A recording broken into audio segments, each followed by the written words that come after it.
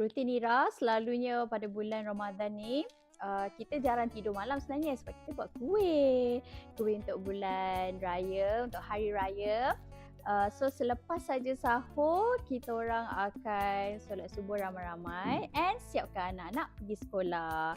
Lepas tu kita buat, anak I tergantuk kejap. Anak nombor 2. Biasa macam tu. Apa yang sepanjang Ira buat bulan puasa, biasanya kita ada kerja kita lah. And also kita pergi grocery, lepas tu kita cari decoration raya, and also kita masak dekat rumah. Abaikanlah yang suara dekat belakang tu. Inilah kehidupan seorang ibu.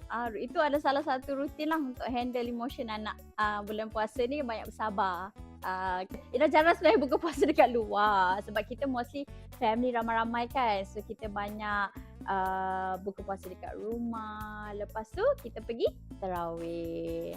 And tahun ni Ira nak ajak Haida berpuasa dan juga pergi tarawih supaya dia lebih menikmati bulan Ramadan.